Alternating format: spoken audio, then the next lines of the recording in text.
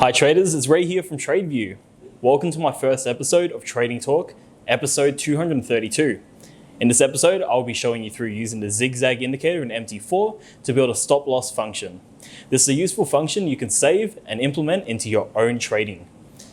Right now, there is a lot of volatility in the markets, so building robust algorithms that can trade under these conditions is key to your trading success. If you don't already have some good quality algorithms running, now is the time to do so. As I always say, when it comes to trading in the markets, if you stand still, you move backwards, because everything else is moving forward. Let us help you take your trading to the next level in 2022.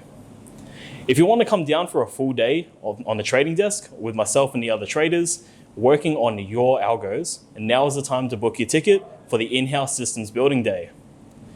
I hope you enjoy this episode of Trading Talk, and until next time, all the best with your trading.